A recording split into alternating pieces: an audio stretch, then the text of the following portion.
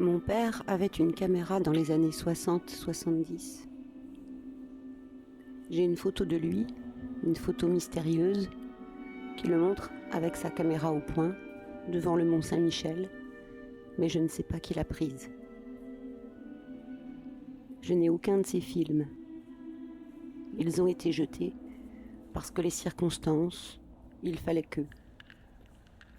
On peut dire qu'il y a eu un accident et qu'on a balayé tout ça. Les films de mon enfance sont tous partis à la poubelle.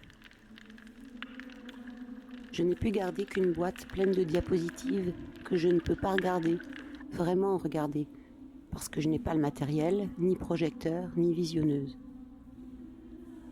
Mon père a fabriqué cette boîte lui-même, avec du bois et une belle sangle rouge pour la soulever.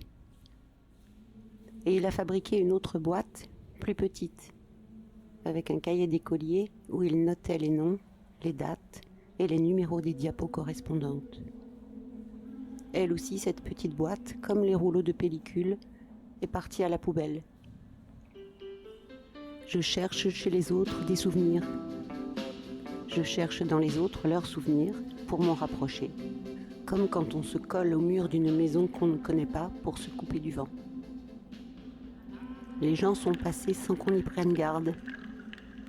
La vie offerte sur un plateau. Combien de fenêtres? Les vacances, c'est quand la place est vacante. Comme je ne possède plus mes images, j'ai de la place pour d'autres.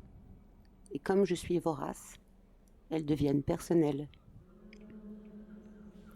On prend des ascenseurs, on se fait signe, au revoir.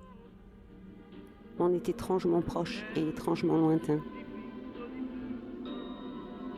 Au soleil couchant, on ramasse. Peut-être qu'on a chanté aussi, mais malgré nous, malgré notre désir, les sons n'ont pas été répertoriés. C'est que tout arrive en même temps. En même temps que la marche, il y a la respiration. En même temps que l'écoute, il y a la pensée. Pendant que les images défilent, il y a les pores de la peau, et la sérénade, et l'éclaboussure, et les instruments de musique, et les voix chuchotées. Tout se passe en même temps. Les avions volaient à l'envers. Je cherche chez les autres des souvenirs personnels.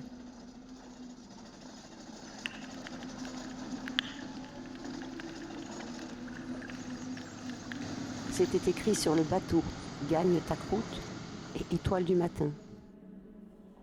On peut dire les deux, l'espoir et le travail, et l'inverse, et les deux en même temps que les mères et les grands-mères des mouettes vivantes aujourd'hui, toutes filles de dinosaures.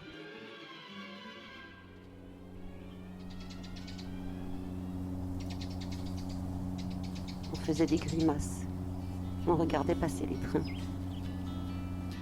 Je suis fille de grimaces aussi.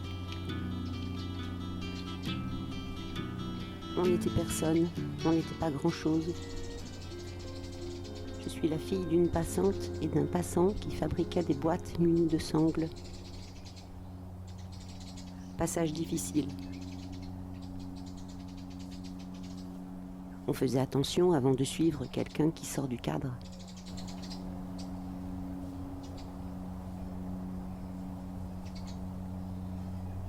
Des voyages, on en faisait, on zoomait, on s'éloignait. La rue avant, la rue après, les travaux, le chantier, de l'énergie, on en a toujours eu à revendre. Ce qu'on a gagné, ça n'était pas donné. Je ne veux regarder aucune image du mariage de la reine.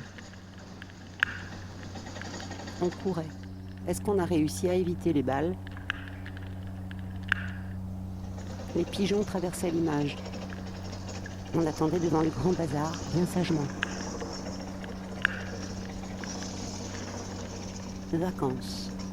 Ce nom vient de vacante, du latin vacances, participe passé du verbe vacare, être libre, inoccupé, vacant, par exemple une place, une maison. Être inoccupé, oisif, avoir du temps libre.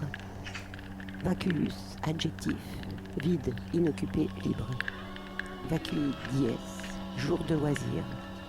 Vacuitas, espace vide. Absence de quelque chose, d'où vacuité. La vacance d'une charge, c'est une charge sans titulaire, un poste vacant.